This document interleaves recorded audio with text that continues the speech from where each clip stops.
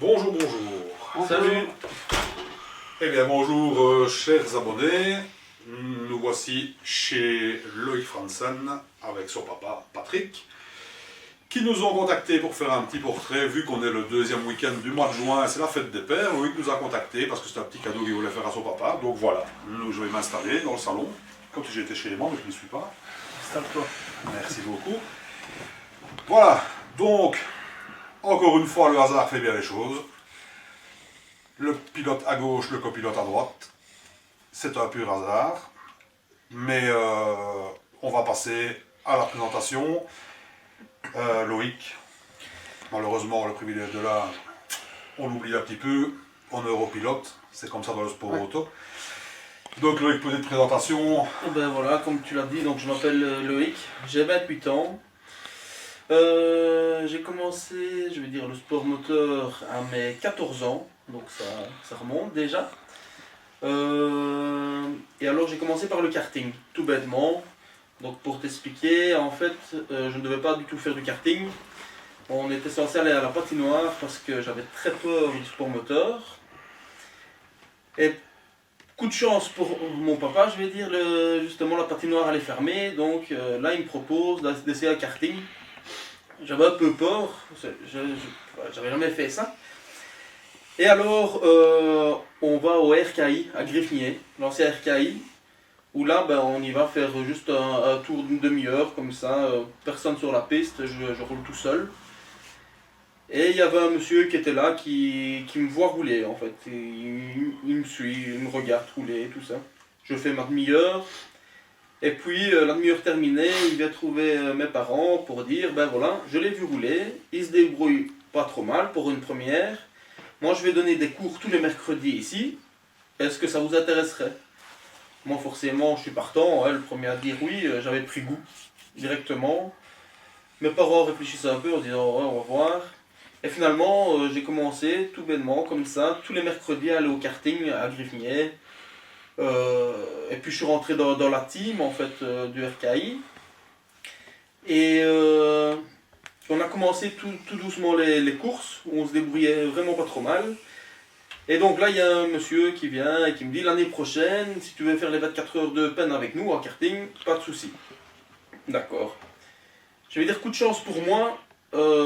Quelques jours après, un du team tombe malade. Et donc là, il cherchait un pilote et il me dit, écoute, est-ce que finalement tu veux rouler avec nous cette année? Ben, ok, ça va. Et on a fait les 24 heures de peine. Pour moi, c'était déjà énorme. Je pensais déjà pas à ça. Et on a fait les 24 heures et puis on a continué des courses et quelques courses. On a fait quelques podiums. On a fait un championnat de Belgique aussi, indoor. Où là, on finit premier du championnat. Et puis, on a décidé de passer à autre chose. On a décidé d'acheter notre propre carte. Et donc là, on achète le kart. Et je commence à faire les courses. Enfin, pas des courses, vraiment des journées, je vais dire, outdoor. Comme ça, on va rouler. On fait gank, on fait marche, on fait Francorchamps. Et à l'école où j'ai été à ce moment-là, vu que j'avais 14 ans, j'étais toujours à l'école, je tombe sur un gars qui fait du karting aussi, mais déjà un peu plus expérimenté que moi. Et on commence ensemble pour aller rouler tous les week-ends, et on va vraiment rouler tous les week-ends.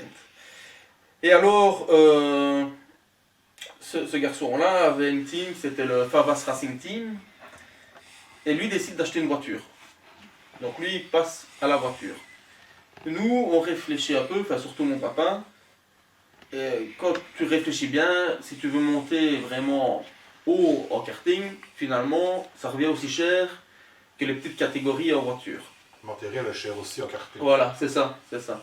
Quand tu vois qu'une compétition, juste pour les essais, c'est un trait de pneus, au prix des traits de pneus, tu imagines que ça va déjà loin.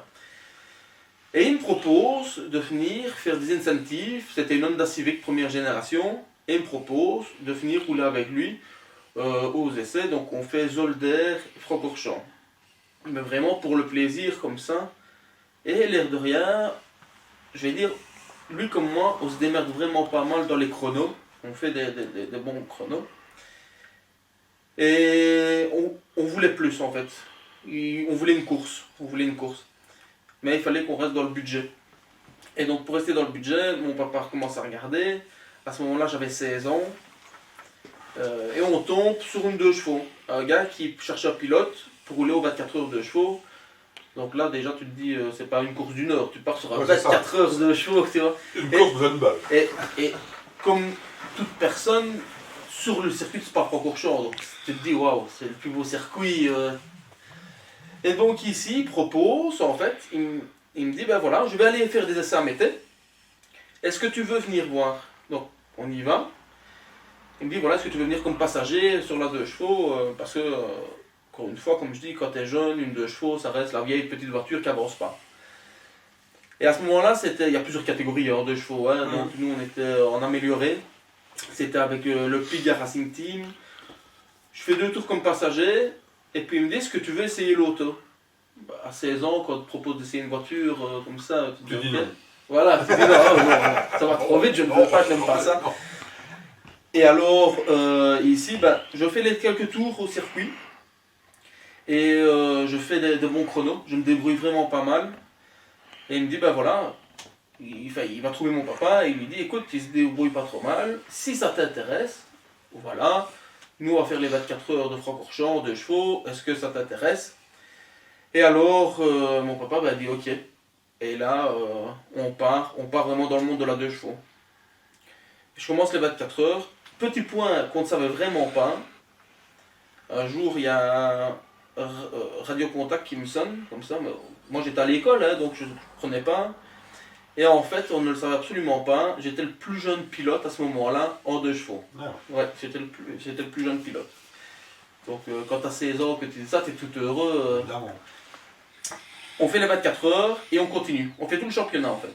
Avec le Piga Racing Team, on fait tout le championnat de chevaux. On est champion amélioré. Et eux continuent. On continue. On fait les 24 heures en Angleterre avec. On se débrouille vraiment pas mal du tout. Malheureusement, eux arrêtent. Le Piga Racing Team arrête. Et je me retrouve sans volant. Donc on cherche un peu et tout ça. Et coup de chance. Il y a un autre team, le Racing Team Gourmet, qui nous téléphone, qui vient me trouver sur Facebook, qui me dit voilà, nous on cherche un pilote, est-ce que ça t'intéresse pour les 24 heures? Et on verra, c'est un peu comme beaucoup de monde, on verra si on a le budget pour continuer tout le championnat. Et on se dit, bah, on va essayer, écoute. Et on part chez eux. Et on fait les 24 heures, on se débrouille pas trop mal. Je veux dire, la voiture n'était pas la plus performante, mais niveau durée, elle tenait super bien. Sur l'endurance, elle était fière. Sur l'endurance, elle était bien. Donc pour les 24 heures, c'est ce qu'il fallait. Et on a fait tout le championnat. Et on est passé champion proto. Donc on est champion proto. Donc super, hein, encore une fois, tu es tout heureux. Hein, quand... Mais oui, c'était père et fils. Mais ça m'ennuyait qu'il ne roulait pas. Donc lui, il n'a jamais raté de course, il était tout le temps avec moi, c'était lui qui était au mur pour marquer les temps, voilà, on a tous ses habitudes, moi c'est mon habitude, c'était ça. Mais il me manquait quelque chose, et je voulais une adrénaline en plus en fait. Et je me suis dit, on va essayer le rallye. Mais, je ne connais absolument rien en rallye, rien du tout. Et c'était vraiment un défi. 100% découverte. Ah ouais, 100% découverte. Ah ouais, là, c'était vraiment 100% découverte. Et on commence à regarder après des voitures de rallye et tout ça. Au début, je ne leur parle pas trop. C'était dans ma tête et je vais continuer. Et je trouve une voiture en fait. Et finalement, il cherche avec moi, je lui explique, il est d'accord. On trouve une C2, une petite C2 comme ça, du côté de Hanu. On va la voir. Et coup de cœur. Coup de cœur sur cette voiture-là. Juste préparé comme il faut pour nous, quoi. Juste ce qu'il fallait. On achète la voiture, puis on se dit, ben voilà, on a la voiture, et maintenant, qu'est-ce qu'il faut faire d'autre? Mais, coup de chance, le propriétaire de la voiture nous avait dit, à Hanu, il y a un garage qui fait que vraiment le rallye, ses père et fils aussi, ils font beaucoup ensemble. C'était chez Rudy Remili. Hein. Et donc, on va trouver Rudy. Et on lui explique que nous, on est vraiment débutants, qu'apparemment la voiture, il la connaît. Et je vais dire, ce qui est bien, c'est qu'il nous a aidés. Vraiment aidés. à nous expliquer, encore même maintenant, d'ailleurs, il nous explique encore ce qu'il faut. Je crois qu'il n'est franchement pas avare de Non, commentaires, non, de non. conseils, Ah ouais, d'idées, pour etc. ça, pour ça non. En plus, comme je t'ai dit tout à l'heure, ce qui est bien, c'est que il nous comprend parce que ses pères et fils aussi chez eux. Ah oui, oui. Donc, En plus, lui, il a deux qui oui, voilà, lui, il en a deux qui roulent. Les deux J. Donc voilà. Et ce qui est bien, c'est qu'on a commencé par des rallyes sprint, vraiment pour commencer. Le premier, c'est la Famenne. On part là-bas. Et on part que tous les deux. On avait deux, trois amis mécaniciens qui étaient venus quand même. Et franchement, ce qui nous a fait plaisir, et ça, franchement, c'était sympa, c'est que nous, on arrive là, on essaie de... C'est que la plupart des gens qui étaient là, pilotes ou copilotes, on allait poser des questions, ils nous aidaient. Directement, ils nous aidaient. Il faut savoir que, par exemple, en 2 chevaux, à ce moment-là, le Hans, par exemple, n'était pas obligatoire. Donc moi, je m'étais entraîné à la maison et tout ça. Lui aussi, sauf qu'avec le stress, parce qu'il y avait du retard sur les spéciales, ils nous font nous dépêcher. Lui, problème, oh merde, là, ça ne vient pas. Et il nous dit, allez, faut que ça à vous. Et là, on se dit, c'est fini, on ne saurait rien faire. Et ben, la dame derrière qui est copilote est sortie directement, l'a attachée. Et ça, on s'est dit, waouh, c'est quand même. C'est sympa le côté quand même. Je vais dire, tu te retrouves en circuit. Ce qu'il y a, c'est qu'en circuit, malheureusement, tu vas me dire en rallye aussi, mais quand tu es dans un certain niveau, il ne faut pas attention à celui qui est plus bas. Tu vois que nous, on a eu l'impression qu'arriver ici en rallye, ben, c'est un peu monsieur et madame tout le monde qui vont travailler toute la semaine et qui mettent leur économie comme nous et qui nous comprennent très bien, tu vois, et qui savent comment ça va, qui sont passés par là aussi. Et ça, c'est ça qui est bien, c'est que tu as une entraide qui est là. Ça a déjà été beaucoup plus convivial que ça ne l'est, on va dire maintenant, même si on ne peut pas parler trop de rallye maintenant, mais ça a déjà été beaucoup plus convivial à une époque où les budgets étaient bien inférieurs à maintenant, mais ça a déjà été aussi beaucoup pire. Moi, je suis les rallyes depuis 1982, donc j'ai fait un peu d'assistance, etc. Mais très franchement, l'ambiance qu'il y a maintenant n'est pas mauvaise comme certains veulent bien le dire, et n'est pas toujours non plus aussi bonne que certains veulent bien le dire, mais je crois qu'on est dans un juste milieu plus ou moins équitable, et où tout le monde essaye de mettre sa pierre à l'édifice. Maintenant, voilà. Pour le reste, c'est toujours un petit peu aussi... ça reste des hommes, ça reste des femmes, Voilà, ça reste des personnes. Et quand tu l'as, tu l'as, quand tu l'as pas, comme on dit. Voilà, c'est ça, tout simplement. Enfin voilà, continue. Et voilà, ben, je vais dire, le petit rêve, c'était de faire père et fils. Où là, on a réussi. Maintenant, si, moi je devais dire, le rêve ultime pour nous, mais malheureusement, comme beaucoup de personnes, le nerf de la guerre, ben, c'est de trouver les finances. Et ce qui est très difficile en plus en cette période, c'est de trouver des sponsors. Ah, plus maintenant, encore plus maintenant. Ça devient très difficile. Mais je vais dire, si vraiment on arrive, le rêve final, c'est le Condro.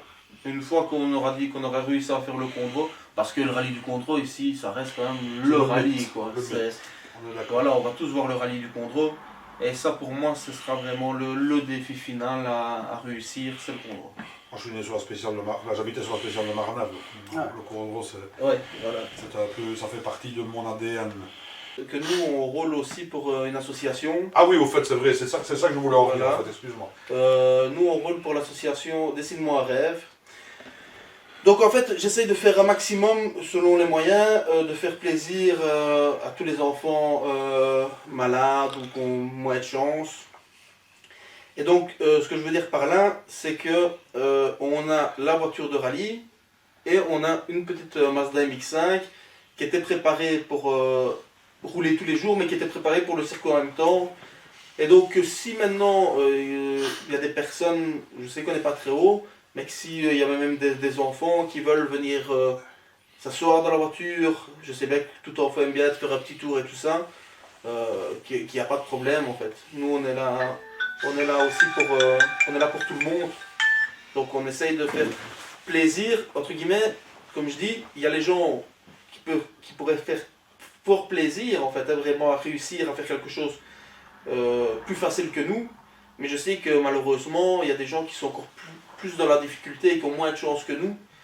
Et donc, si voilà, il y a des enfants qui. C'est leur rêve, je l'ai déjà fait 2, 3 fois. C'est avec grand plaisir qu'on peut faire ça. Qu'on peut faire réaliser ce rêve pour les enfants, Oui, en fait. tout à fait. C'est ça. Et donc, on n'en a pas beaucoup parlé avant, mais par rapport à cette association, le nom de l'association c'est Décide-moi. Décide-moi un rêve, voilà. Donc par rapport à cette association, est-ce que, tu parles de voitures, etc., est-ce que vous avez des participations à des journées ou des choses comme ça, comment ça peut se passer concrètement? Ben, en fait, ici, nous, en fait, c'est des amis qui ont créé ça, qui s'occupent de beaucoup de choses pour ça. Et nous, on est venus dans ce petit groupe-là, vraiment par hasard. Et c'est par après que je me suis dit, tiens, tout enfant aime bien les voitures, aime bien les motos. Et donc voilà, on essaye de vraiment se lancer. Il n'y a rien de spécial à faire. Il y a une maman, il y a quelques mois d'ici qui est venue me trouver sur Facebook en me disant, voilà, c'est le rêve de mon fils, est-ce que vous seriez d'accord? Je lui ai dit, je veux bien vous régler. Nous, on ne cherche pas ça. Tu vois, Non. Ça ne nous intéresse pas, on veut pas. Juste faire plaisir aux enfants. Nous, tant qu'on fait plaisir, c'est le principal. Voilà. Et voilà, donc on vient me trouver, on va trouver mon papa. Ou même via Facebook. Ouais, sur Facebook. Voilà, Il faut savoir qu'on a la page sur Facebook LF Racing. Voilà. Donc là où on essaye vraiment d'expliquer aux gens. En fait, j'essaye, quand j'ai fait par exemple un 24 heures, j'essaye que les gens soient intégrés dans les 24 heures. Ouais, tu vois. ouais. Parce que moi, je me dis que j'ai la chance de pouvoir faire ça. Que ce soit participatif. Mais que malheureusement, tout le monde n'a pas la chance. Donc par exemple, quand il y a les briefings et tout ça, ben, j'essaie toujours de filmer, comme ça ben, les gens voient vraiment comment ça se passe. Un peu l'envers du décor, Voilà. on ne voit pas souvent. Voilà, c'est ça. Ben, aux 24 heures, il y a des enfants qui sont venus pour venir dans la voiture. Le propriétaire de la voiture le savait très bien que c'était, moi je vais dire, pas un sponsor, elle doit être là. Mais il savait très bien que je roulais pour eux. Et voilà, les gens sont venus me trouver, tiens, est-ce que... Et alors, ben, juste avant, sur la grille de départ, tu sais, tout le monde peut aller sur la piste. Ben, voilà, la petite dame est venue avec son fils. C'est pas des grosses voitures, mais moi Mais ça fait plaisir. je me dis que déjà d'être sur le circuit de Francorchamps et tout ça, c'est déjà un super truc. Quoi. Moi, quand j'étais petit, j'étais déjà tout épanoui sur des petits détails comme ça. Donc je me dis que si c'est possible que moi, j'arrive à faire plaisir aux gens, tant mieux, c'est le principal. Ben, je crois que c'est le principal. Je pense que c'est aussi le principal. Eh ben, on va se tourner un petit peu vers le côté droit de la voiture, ici dans ce cas-ci du salon. Patrick, ben, d'abord fais une petite présentation de toi et puis après on va un petit peu enchaîner sur tout ce qui a été dit avant. Ok, donc je m'appelle Patrick Franzen, j'ai la soixantaine. Je suis copilote de mon fils, comme il a dit. Il a très bien résumé son parcours. On a fait ce qu'on pouvait avec nos moyens, avec les aides et les gens qui nous ont aidés dans les courses. Et effectivement, le rêve c'était de rouler père et fils. Moi, ça m'arrangeait bien à un moment donné de passer dans la voiture que de rester pendant des heures à un mur pour lui dire va plus vite, ne t'énerve pas, voilà tes temps. Reste cool et voilà, ou l'écouter chanter parce qu'il y avait 10 tours à Francorchamps derrière Pescar et qu'il devenait fou, donc et comme il chante très bien, ce n'était pas pénible du tout. Donc voilà, donc il a commencé à 14 ans, donc ça fait 15 ans qu'il roule. J'ai raté une course sur 15 ans et il a roulé comme un pied. Donc voilà, je lui manquais ce jour-là. Peut-être juste une petite parenthèse pour les gens qui disent que, enfin, quand tu dis que c'est plus agréable dans la voiture que de rester des heures au mur, enfin, m'expliquer un peu tantôt que quelque part, rester un peu au mur, c'était quand même pendant les 24 heures de chevaux, avec les mains qui gèlent, etc. Voilà. Tout ce qu'il y a avec, parce que pour les gens le peu de gens qui ne seraient pas initiés aux 24 heures de chevaux, ça se passe dans le courant du mois d'octobre et à Francorchamps fatalement, donc c'est un peu une région où il ne fait déjà pas très très chaud facilement, et en plus au mois d'octobre il commence à y faire froid à votre part. Donc C'était quand même déjà courageux. C'est vrai que la voiture, c'est quand même vachement mieux à l'intérieur. Oui, c'est nettement mieux. Enfin, c'est mieux quand le pilote écoute tout ce que le copilote dit. Ou sinon, il y a des choses auxquelles tu ne t'attends pas. Ça devient une histoire de Hein, famille. mais... non, sinon c'est effectivement rouler, quand on a ce but-là, c'est de rouler père et fils. Justement, maintenant que je te coupe un peu dans ton élan, mais justement, c'est parce que c'est pour ne pas un peu le voyer à gauche, à droite, c'est de garder un peu une ligne conductrice dans chaque truc. Qu'est-ce que ça fait concrètement? Concrètement, pour le père, ça représente quoi de rouler avec son fils? Ah ben, ça représente déjà le fait qu'on est très soudés, de la confiance qu'on a dans l'autre, parce que le pilote doit avoir confiance dans son copilote, et vice-versa, bien sûr, parce que rouler avec un pilote dont tu n'as pas confiance, même si c'est ton fils, il faut l'avouer. Donc le jour où tu as peur, pour moi, tu ne dois pas monter dans la voiture. On est d'accord. Et le jour où le pilote n'est plus en accord avec son copilote parce qu'il a peur, parce que le copilote ne va pas vite assez pour les notes ou change des choses sans le dire, ben, il doit aussi lui dire et c'est stop, quoi. Donc ça, on a déjà connu. Le jour où moi je n'arriverai plus à suivre, on ne sait jamais, il y a des choses qui peuvent arriver dans la vie. On est d'accord. Voilà, on se le dit franchement, et à la place de lui faire prendre des risques, ben, je donnerai ma place, évidemment. Hein. Bon, le but, on y est déjà arrivé, c'est de rouler ensemble, on l'a fait, j'espère qu'on va encore pouvoir le faire au moins une fois ou deux, si pas trois cette année. Ça, je pense qu'on passe tous le droit pour ça. Voilà, et on continuera le plus bien possible, et puis voilà, moi je sais que je donnerai ma place un jour, c'est comme ça, et ce sera de toute façon avec tristesse et plaisir, parce que on aura réussi quelque chose. Plaisir de devoir accompli et tristesse Voilà. de devoir quitter le navire. Et on en fait, aura quelque vraiment part. réussi quelque chose, parce que, bon, avec nos petits moyens, on ne cherche pas non plus. Bon, si on peut faire un podium, on le fait évidemment, mais le fait de terminer, de débuter un rallye, de passer tout un week-end et de terminer le rallye, quand on fait la dernière spéciale, on passe la ligne d'arrivée, on est comme des gosses. Hein. Oui, j'imagine. On a gagné un WRC. Voilà. Non, mais c'est vrai, on est vraiment comme des gosses parce que, voilà, on a passé un week-end, c'était le but. Et voilà, comme... il faut ça aussi dans la vie. Oui, bien sûr, bien sûr. Comme Loïc disait dans le tour, un peu façon, quelque part, un peu en introduction de son portrait, quelque part, pour le bonheur de son papa, quelque part, il n'a pas su aller à la patinoire et il a pu aller au karting. On peut voir ça comme ça. Et d'où te vient, toi, cette passion pour le sport auto, en fait? Et moi, j'ai toujours été sport mécanique, par contre. Passionné de sport mécanique, mais jamais acteur. Jamais acteur. Maintenant, le jour... en réalité, moi, quand je lui ai dit « veux-tu aller quand même faire du kart ?» c'est parce que j'avais eu une mauvaise expérience avec lui sur des autres cartes, et je me dis « c'est pas possible que...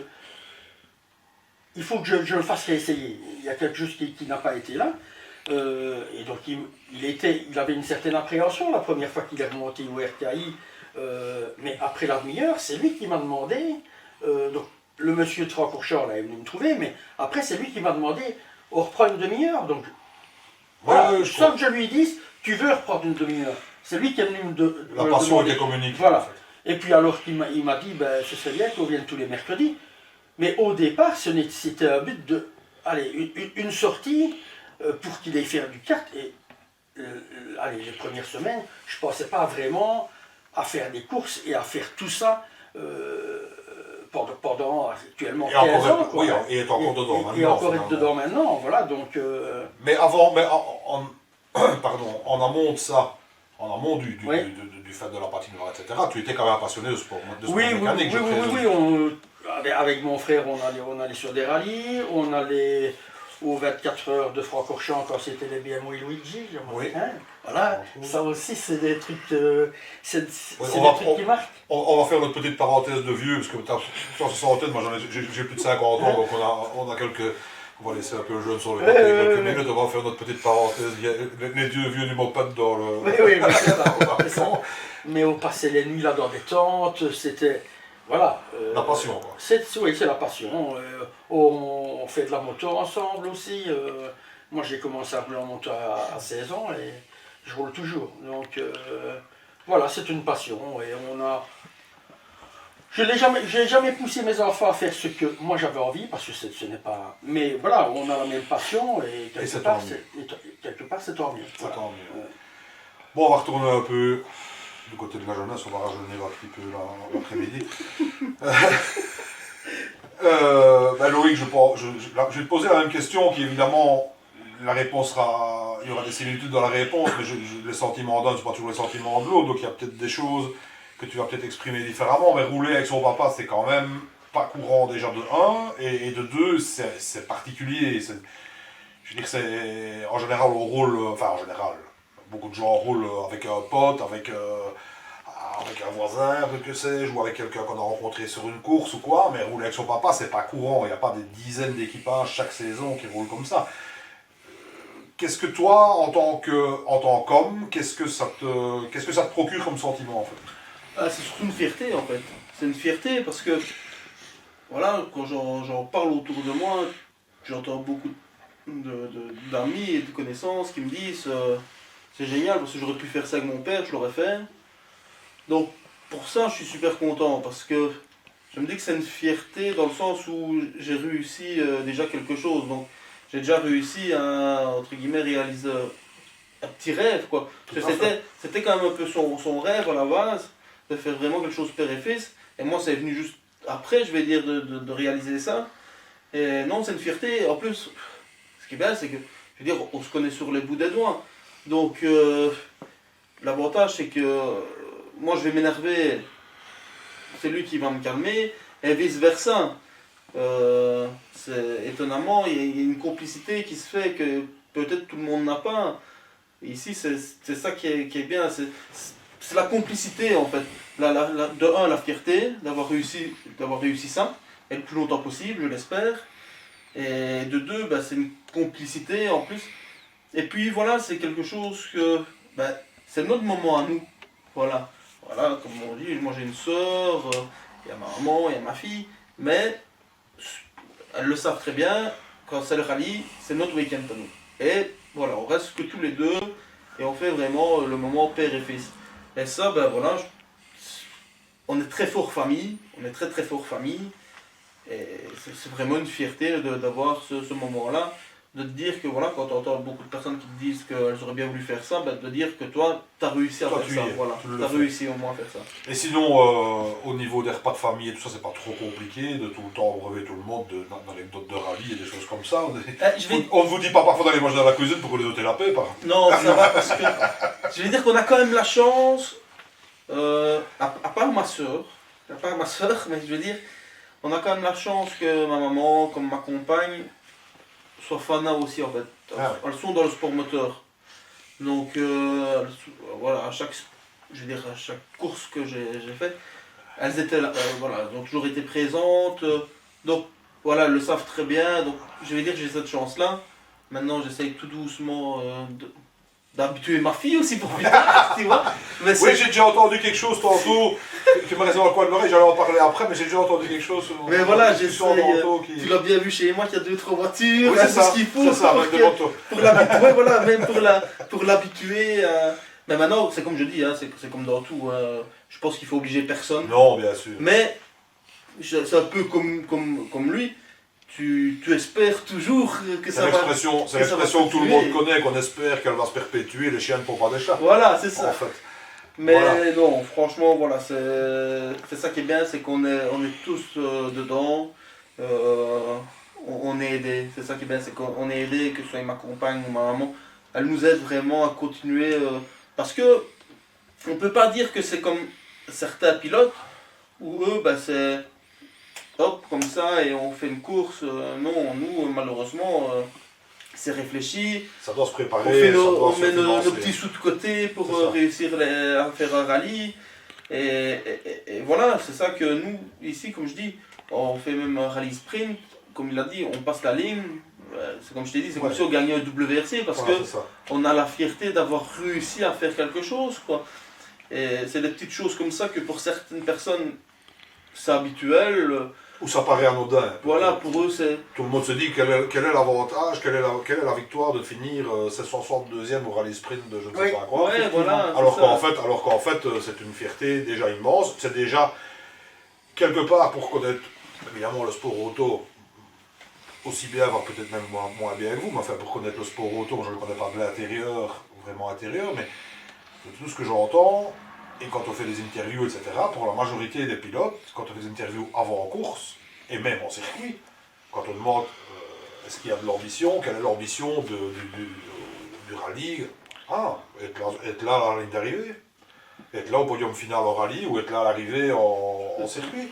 Et je crois que même des pilotes plus chevronnés qui ont des ambitions, leur premier but c'est d'arriver au bout, parce que de toute façon, en même temps, tous les vainqueurs ont dû passer la ligne d'arrivée. Donc celui qui n'arrive pas, il n'est pas classé, c'est une déception d'office, quelles que soient les ambitions qu'on a.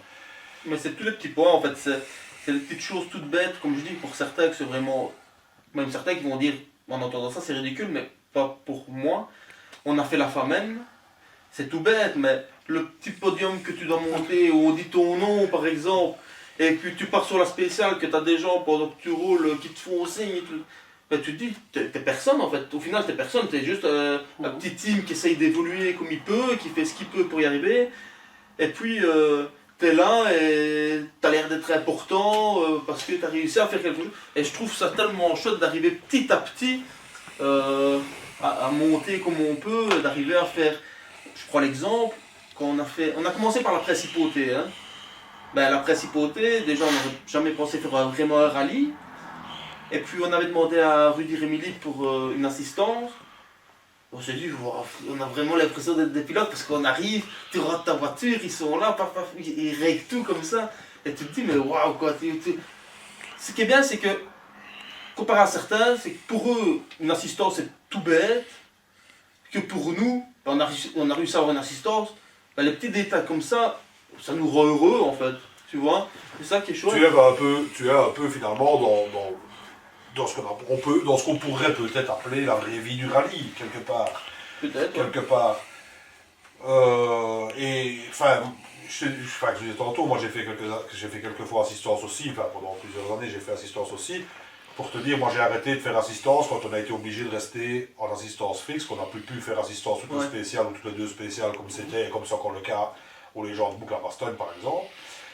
Et là, l'ambiance est encore tout autre. Mais maintenant, au niveau des concurrents, etc., dans la classe où vous roulez, il y a toujours un peu de compétition quand même. Malgré tout, on va quand même voir le chrono des autres. Ouais, c'est ce qui s'ensuit, je présume. Ah, mais ouais, parce que faut rester réaliste. Hein. Lui, il va dire, il a sa version, moi j'ai la mienne. Mais c'est pour l'amusement. Ça, je suis d'accord, c'est pour l'amusement.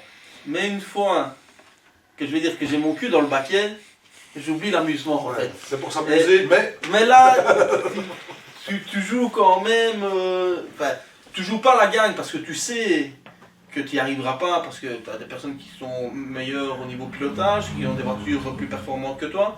Donc ça, tu sais bien que tu n'y arrives pas. Mais tu as quand même le but de te dire, faut pas que je termine dernier, quoi. Je dois quand même réussir à une bonne position. L'amélioration déjà. Voilà, et tu dois améliorer. Et effectivement, tu vas voir tes temps, tu regardes les temps des autres. Lui va me dire, ouais mais regarde, t'es pas loin, je veux dire, d'un tel, mais non, il n'y a rien à faire. T'essayes quand même d'aller attaquer pour aller chercher. Voilà, ça c'est. C'est sûr certain que t'as un petit côté compétitif, hein, ça, faut rester réaliste, ou sinon, voilà. Ben, c'est quand même la première chose qu'on fait quand on rentre dans le parc fermé, c'est d'aller voir les temps. Hein. Ouais, ben ouais. J'imagine. Donc voilà, et en réalité, aller à un rallye comme Villers, ben, on regarde les temps de la première, on se dit, ben voilà, il faut faire mieux, on va essayer de faire mieux à la deuxième, et chaque fois comme ça, et tu compares avec les voitures qui sont dans ta catégorie, oui, mais qui sont plus ou moins identiques à la tienne. Oui, qui sont dans la même zone de classement voilà. aussi. On a fait la famenne, et la dernière spéciale c'est une show. Et là, dégueulasse en fait, il fait dégueulasse. Ça glisse de partout. Et juste devant nous, c'est une BMW qui part, tu vois. Et voilà, c'est le moteur plus puissant et tout ça. Et je le vois au loin, et il n'y a rien à faire, lui il est là, et moi dans ma tête c'était, faut le rattraper. Faut aller chercher, ouais. Alors quand tu vois que tu arrives à passer et que tu le passes comme ça, dans ta tête, tu te dis ouais, j'ai réussi à faire quelque chose, tu vois. Ouais. Tu te dis, parce que t'es pas pilote, entre guillemets, tu te débrouilles comme tu Ouais, peux. c'est ça. Tu fais pour le mieux que tu peux voilà, avec ce que c'est tu ça. as. Et Parce la qu'il n'y a rien à satisfaction faire, de- c'est deux mondes différents, circuit, rallye, c'est deux pilotages complètement différents. On est bien d'accord. Et oui, j'ai des bases, mais voilà, je suis pas non plus expert là-dedans. Et là, t'es tout fier en fait. C'est ça qui est bien, c'est que justement, je vais dire entre guillemets, d'où nous on vient, des petites personnes, ben, un petit détail te rend heureux en fait. C'est ça. Tu vois. Et ça, c'est chouette. Donc, je ne sais même plus où on était resté. On en était, ce que ça faisait père et fils. Ah oui, donc voilà. Donc, finalement, en résumé, beaucoup de fierté, tous les deux, de rouler l'un avec l'autre, fatalement.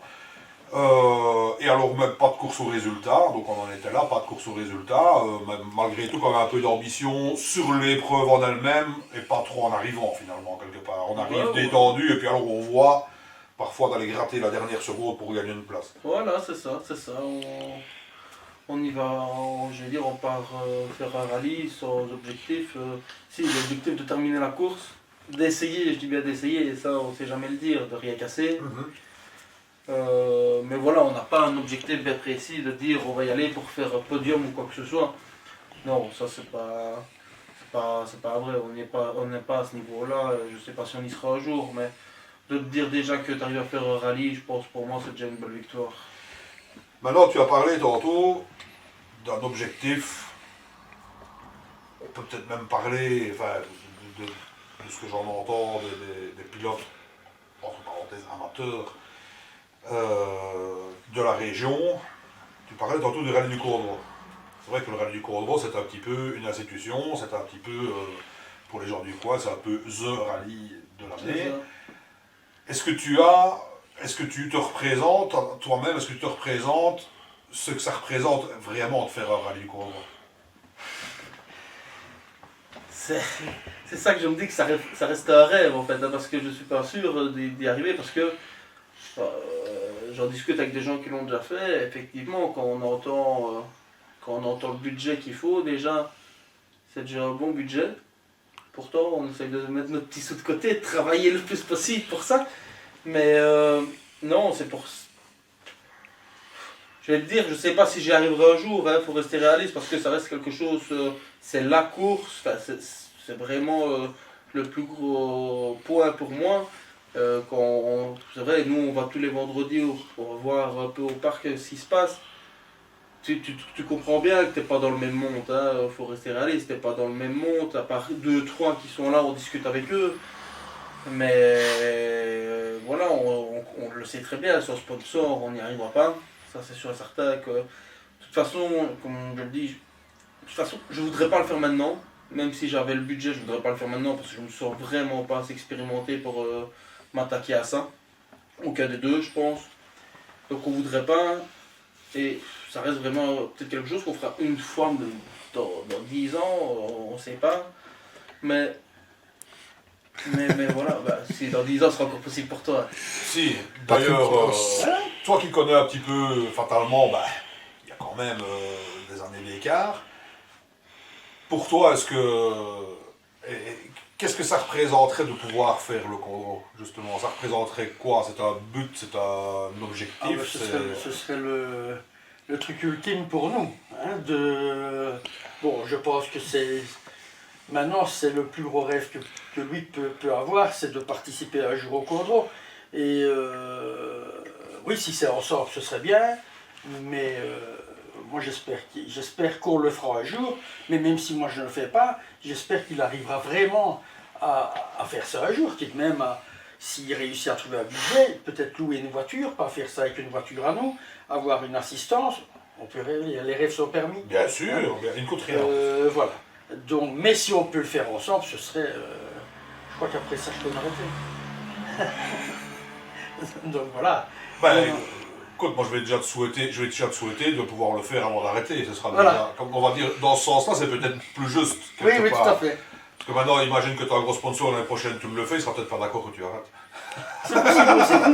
C'est possible aussi. Mais c'est pas mon envie hein, pour l'instant. Hein. D'arrêter. Je dis tant que je me sens bien pour le faire, mais le jour, comme je l'ai déjà dit, le jour où je lui ferai prendre des risques, c'est hors de question. Voilà.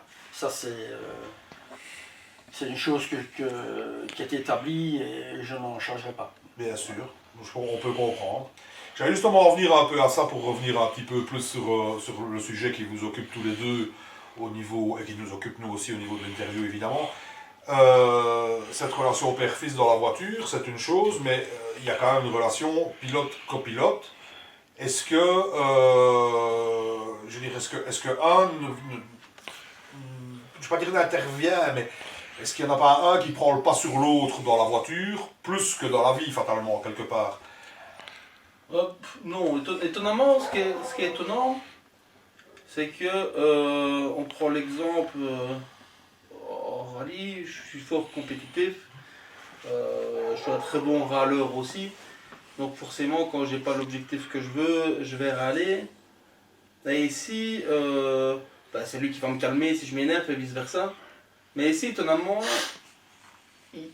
tout se passe mais dans le calme en fait. On ne s'énerve pas. Lui, il est plus calé pour certains points, moi plus pour d'autres. Et voilà, chacun a sa fonction, il le sait très bien. On prend l'exemple, il est beaucoup plus fort administratif, que moi je suis vraiment pas calé. Ben voilà, lui il va gérer ça, que moi je vais gérer un autre point sur la voiture par exemple. Et chacun, non, pour ça franchement c'est bien. S'il y en a un qui veut s'énerver dans la voiture, ben, directement on en discute et ça se calme. Non, voilà, pour ça, c'est ça qui est bien, c'est ce que je te dis. C'est notre week-end et on en profite à 100%. Le sport familial. On est assez complémentaires. Voilà. Le dimanche, il n'y a jamais, mais jamais, au grand jamais, un mot plus haut que l'autre, même en disant les notes ou dans une réflexion, pardon, dans la voiture. Bon, j'ai parfois raté une note ou devoir la redire parce qu'il n'avait pas bien entendu. Moi aussi, ce que j'écoute dans mon casque, c'est sa respiration. Et plus on avance dans la spéciale, si j'entends bien que sa respiration est assez forte et tout ça, je sais qu'il s'énerve. Et là, j'essaye de l'apaiser, quoi. Hein, mais voilà, ou sinon, jamais. Là, le samedi, à la prise de notes, parfois, c'est un peu différent. parfois Prise de note est parfois synonyme de prise de tête. Voilà, mais oui, sinon, ça, le dimanche, jamais, au grand jamais. Jamais. Pour vous rassurer un peu, on a parlé des équipages qui n'étaient pas forcément père-fils ou même de famille ou quoi, il y a la prise de tête parfois aussi, donc c'est pareil. Je crois que c'est un petit peu inévitable dans les prises de notes, je pense. Et voilà, encore une fois, même pour les notes, nous il faut beaucoup plus de temps que certains, donc forcément on s'énerve parce que moi je te dis, moi je le ferai comme ça, oui mais non, moi je ferai comme ça, mais j'ai c'est pas possible. Et voilà, c'est des petites prises de tête comme ça, mais c'est vraiment négligeable. Ouais, ça passe. Ça fait partie du folklore, on va dire. Ouais, voilà, ça fait. Si on peut parler de folklore, bien sûr. Et par rapport au premier rallye, maintenant on a changé notre système de notes. Ouais. Et je pense qu'on est arrivé. Si, il faut encore améliorer, mais je veux dire, ce système-là, je pense qu'on a trouvé quelque chose qui convient à tous les deux. On peut toujours améliorer, oui, on peut améliorer encore. On s'est déjà fait peur en rallye. On s'énerve pas. Voilà, on en discute en se disant, on est quand même pas passé loin là. Fallait pas plus. Et, mais voilà, je me suis déjà fait avoir dans les graviers. Tu sais, quand tu commences, c'est ton premier rallye, et c'est pas du circuit, donc tu te fais avoir. Et là, je retombe sans frein en fait. Mais c'est pas que j'avais pas de frein, c'est que j'étais sur du gravier que je n'avais pas vu et que la voiture glisse. Le problème, c'est qu'on arrive sur un T, et juste en face, c'est une maison de maître. Donc tu te dis, tu vas aller dire bonjour aux gens. Ouais. Et peut-être pas bien accueilli. Et là, ben non, hop, on a gardé notre calme, il m'a calmé, allez, il me dit vas-y, reprends. Et la voiture est repartie, on a repris. Une fois, on part en glisse, pareil, je me fais avoir. Ben, de son côté, on passe à ça, d'un piquet. Mais... Là, tu vois un poteau en béton, en réalité, qui se rapproche de toi, tu vois, et ça s'arrête à 5 cm de ta portière, hein. Et tu malgré mes notes en me disant, j'espère qu'on va la faire cette note suivante. C'est ça quoi. Voilà, donc, Non, faut rester il y a des choses que je fais à ma tête quand même. Comme je te l'ai montré tout à l'heure, le jump de... J'allais justement en parler, le fameux jump au Fanny 2019. Fallait pas plus, là, on peut le dire Non, franchement, il fallait pas plus. plus. Écoute, quand j'ai commencé mon premier rallye, à la Famenne, il y en a un qui m'a dit les cassis ou les petits dodanes, plus tu les passes vite, moins tu les sens. Donc moi, je l'ai écouté à 100%. Et il me dit de ralentir, et moi, dans ma tête, ça passe. Et écoute, on a sauté, c'est passé. Et je peux te dire que pendant les quelques centièmes de seconde qu'on s'est pris pour un avion, qu'on est retombé, il nous a fallu quand même quelques petits centièmes de seconde pour se remettre dedans. Parce que après on n'a pas recommencé. Hein. On n'a pas recommencé. On ça. essaiera de trouver les images pour le mettre à la fin. Mais, Ça peut être sympa. Ouais, non, écoute, on est bien passé. Et pour le petit côté comique, on termine la spéciale, on termine la journée. On met la voiture au parc fermé. Je vais voir sur mon GSM un peu ce qui se passe et je reçois un message d'une personne que je connais absolument pas qui me dit j'étais au jump, je ne vous ai pas vu dans le parc fermé, je vous ai déposé vos rotules de suspension sur le toit. Et en fait, nous on avait continué, on n'avait même pas fait attention, on a continué comme ça. Et il y avait les deux petits butées, les deux butées de suspension qui étaient posés sur mon toit comme ça. La personne bien sympa me les avait ramenés. Et voilà. C'est une belle petite anecdote. On va revenir un tout petit peu en arrière, parce que tantôt tu m'as raconté, tout à l'heure, tu m'as raconté une anecdote qui était pas piquée des verres quand même. En la résumant, quelque part, ça fait partie des 24 heures de Francorchamps, en 2 chevaux, et on parle beaucoup du dernier tour après le double gauche. En résumé, qu'est-ce qui s'est passé? Explique-nous ça un petit peu en quelques mots. Ça peut être sympa. Donc en fait, on fait les 24 heures en 2 chevaux et voilà, il faut rester réaliste. Un moteur, 24 heures, c'est pas des tout nouveaux, ils sont fatigués, les pauvres petits moteurs. Et là, on le sort bien que le moteur commence à être fatigué. C'est les derniers tours, on sort bien qu'il commence à souffrir. T'aurais pu mettre le moteur au soin intensif, il y passait quoi. Et alors, le tout dernier tour, vraiment le dernier tour, où là je fais vraiment mollo. Mais vraiment mollo pour le terminer. Parce que comme je t'ai dit tout à l'heure, tu sais jamais si l'année prochaine tu vas pouvoir rouler. Exactement. Tu vois? Et donc là, effectivement, je fais mollo. Et après le double gauche, la voiture qui s'arrête. Mais elle s'arrête net en fait, plus rien. Plus rien du tout. Et je me laisse descendre le plus bas possible, je la laisse aller.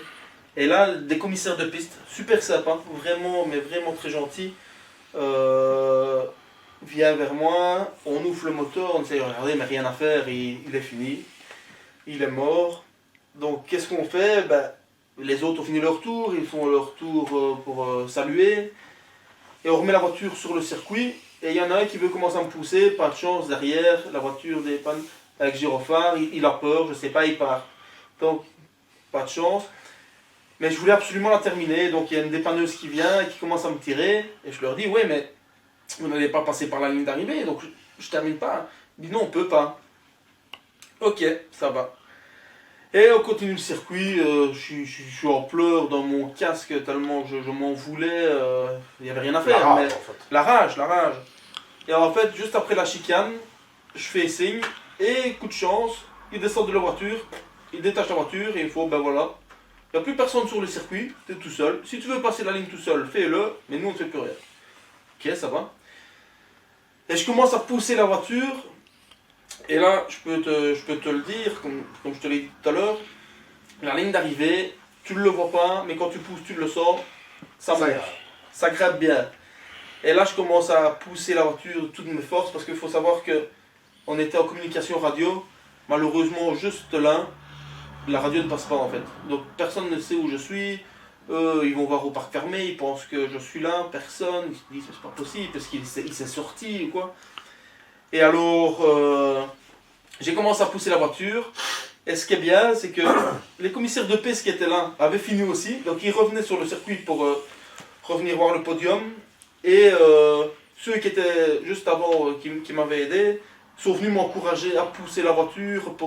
Et j'ai réussi à passer la ligne d'arrivée avec une petite 2 chevaux, et comme je t'ai dit, l'air de rien, ça a son petit poids quand tu pousses une voiture. Surtout en côte. Mais voilà, je voulais le terminer, j'étais déterminé, et on l'a passé. On a passé la ligne d'arrivée. Ben, ça représente bien un peu le personnage qui a le caractère et la volonté. Ah ouais, et alors en plus, ben, ça pourrait faire une chouette fin à un film, ça en fait. Hein. Ah ouais, Ça non, pourrait faire une c'était... chouette fin à un film qui raconte un peu, qui pourrait raconter la vie de quelqu'un qui a beaucoup de caractère et qui a envie d'arriver au bout de ses ambitions en fait. C'est ça, ici quand on est retourné dans les stands, il me voit, il me dit, bah, il me voit redescendre avec la voiture forcément. Et puis il me dit, bah t'étais où? Il me voit en pleurs, en rage. Je dis, vous vous foutez de moi? Je dis, tu pousses la voiture avec personne. Puis il me dit, bah oui, mais on n'avait plus de communication radio. Et là, c'était, ah ouais, non. C'était une fierté d'avoir passé la ligne d'arrivée, mais une rage d'un autre côté, parce que moi d'un autre côté, je ne savais pas ce qui se passait, parce que personne ne venait voir après moi, mais eux n'avaient plus de communication radio, mais je ne le savais pas. Donc oui, non, c'est... Un gros concours de circonstances. Ah ouais, c'était quelque chose... Et quand on est le papa et qu'on est derrière, qu'on a passé les 24 heures au mur, à panoter, à montrer le pouce, etc., à encourager, à faire l'intendance du pilote finalement quelque part, ça doit être aussi quand même un peu, même beaucoup, une fierté quand on sait ce qui s'est passé. Ah oui. Et en plus, moi, je cherchais vraiment tout côté. Je n'étais pas resté dans les stands. J'ai fait tout ce que je pouvais pour essayer de voir la voiture, quoi. Hein. Et je suis monté dans les nouveaux stands, mais là, ils avaient déjà fermé les grilles et tout. Et à mon avis, il était, à la fin de la chicane en train de pousser la voiture, mais comme les murs sont hauts et que je ne savais pas aller loin, à mon avis, il était là en dessous, en train de pousser. Moi, je ne l'ai pas vu. Et je me demandais vraiment où il était, mais c'est toujours stressant, quoi. Il a fait des essais à Zolder avec la Honda. Je pense que ce jour-là, l'ambulance est sortie 6 ou 7 fois. Et tu te demandes toujours si tu vas voir arriver la Honda rouge au fond de la ligne droite de Zolder. Et tu es toujours stressé, quoi. J'imagine. Encore plus en tant que père, en fait. Et quand tu vois arriver la voiture, tu te dis, ouf, c'est pas lui. Ça ne veut pas dire que tu ne te tracasses pas pour les autres, mais tu te dis, bon, c'est pas là, il est toujours en train de rouler, quoi. Donc, c'est toujours stressant, de toute façon. Et on a les mêmes soucis en moto. Quand on roule ensemble, on regarde toujours un après l'autre pour voir si on est toujours bien si sur la tout route. va toujours bien pour tout le monde. Non, ça va, il se tracasse moins parce qu'il est dans la voiture. C'est ce que j'allais dire, maintenant, c'est ça qui est un petit peu moins stressant quelque part, c'est que maintenant, tu es dans la voiture avec. Voilà. C'est juste ma pauvre maman maintenant qui Ouais, maintenant, c'est la mère qui stresse en double pour tout le monde. Pauvre femme. Enfin, maintenant, il faut peut-être, je sais pas, peut-être qu'avec les voitures électriques, on aura des voitures à 3 places, peut-être. Non, c'est pas son truc. J'en doute quand même. Enfin, voilà. Maintenant, ben, évidemment, on va un petit peu aller vers la fin. À moins que vous ayez des choses, des anecdotes encore un peu comiques ou quoi que ce soit à ajouter. Mais de toute façon, maintenant, il est clair que vu la période qu'on vit, ou qu'on vient de vivre et qu'on espère qu'on va bientôt sortir, il est clair que l'envie de rouler est la même chez tout le monde, et il est clair que pour avoir l'ambition de pouvoir faire ce rêve de faire un condro, ben, comme tu disais, enfin comme vous disiez tout à l'heure, parce que c'est un peu le cheval de bataille de tout le monde, ben, il faut des sous, donc voilà, si on peut faire un appel, c'est pas tous les jours qu'on a l'occasion d'avoir sa publicité sur une voiture qui est représentée, pilotée et copilotée père-fils, ça n'arrive pas tout le temps, donc ça peut faire un petit truc sympa, ça peut faire un petit coup de main, ça peut réaliser le rêve d'un fils via son père, envers son père, et le contraire, parce que même, on a bien senti quand même que faire le contrôle, le papa, c'est le fils, il a envie de le faire, mais le papa aussi. Ouais, il dit que c'est, même si après le fils peut le faire, c'est bien, mais je crois qu'il aimerait autant le faire quand il est encore dans la voiture. Donc voilà, si ce serait un beau cadeau de fête des pères, peut-être même encore pour l'année prochaine, mais là, bon, c'est pas Loïc qui fera le cadeau à son papa comme l'interview ici, c'est un petit peu vous qui pouvez faire un beau cadeau au papa et au fils en même temps. Donc voilà, si des sponsors sont intéressés, Loïc Franzen, Patrick Franzen, et voilà, si cette vidéo peut permettre de récolter ne serait-ce que quelques petits sous, du moins peut-être même visibilité ou un matériel ou quelque chose d'autre, c'est toujours le bienvenu. Voilà, ben merci de nous avoir accueillis chez vous. Merci à vous. Merci pour ce bon moment.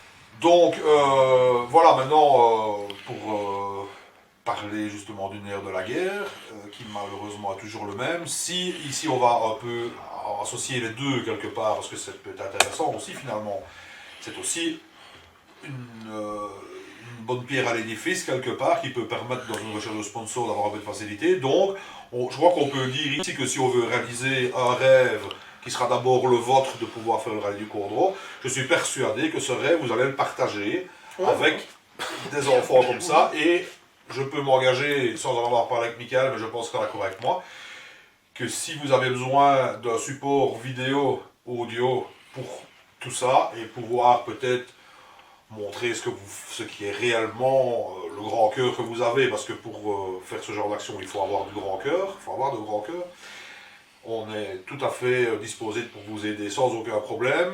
Je t'en parlais tout à l'heure, juste d'ailleurs, en parlant de cette association un petit peu avant l'interview. On a rencontré, on va faire en schématiser, on a rencontré des gens en Fun Cup qui roulent pour Make-A-Wish, et on a un très bon retour de Make-A-Wish par rapport à ce qu'on fait pour eux, et on le fait sans vouloir faire quoi que ce soit pour eux, on le fait parce qu'on trouve ça normal, et les gens qui roulent pour Make-A-Wish, qui viennent parler à notre micro, face caméra, aux interviews, en course ou en essai ou peu importe, le font toujours avec plaisir et parlent de cette association avec les étoiles dans les yeux. D'ailleurs, j'invite tout le monde à aller voir l'interview de Cédric Cherin aux dernières 8 heures Fun Cup de Francorchamps. Vous verrez que quand Cédric parle de ça, il a le visage qui change et l'expression visuelle change beaucoup. Donc, je pense que ça vaut la peine pour des gens comme vous qui avez un grand cœur de faire justement, de réaliser ses rêves d'enfant, et c'est très important quand même. Et si on peut en même temps vous aider à réaliser le vôtre, de grands enfants, eh bien nous serons là avec plaisir, en espérant que quelques sponsors ou quelques coups de main peuvent arriver. Voilà, si on a déjà pu vous aider là, on est déjà très content. Et encore une fois, merci beaucoup à vous pour l'accueil. Merci à vous. Voilà, et j'espère qu'on se reverra bientôt. J'espère. Au bord des spéciales. Ah, ça, on espère ça. Et idéalement, on va quand même pas se cacher la face, on a bu 20 après. Ouais, Et alors, voilà, donc traditionnelle petite fin de vidéo. Donc merci aux abonnés qui vont nous suivre, merci à ceux qui nous suivront via les groupes. Les différents groupes où l'interview va être partagée, que ce soit par moi, Loïc, Michael, peu importe. Juste ça nous concerne un peu plus Michael et moi. Donc juste si vous appréciez ce qu'on fait, donc n'hésitez pas à liker sur YouTube, donc Pote de Rallye Collardino 47. N'hésitez pas non plus à laisser un commentaire, même les commentaires négatifs sont constructifs, tant qu'ils restent dans la politesse et dans la bienséance. Et alors, le summum de tout, ça ne coûte que 3 secondes et un clic. Vous allez sur la chaîne YouTube, il est marqué je m'abonne, on clique sur je m'abonne et vous viendrez rejoindre les 426 abonnés que nous avons pour l'instant, en espérant que ça grossisse d'ici là, et en espérant vous proposer aussi des images de rallye. Comme on attend les pilotes et copilotes attendent pour rouler, nous on attend pour filmer, pour interviewer.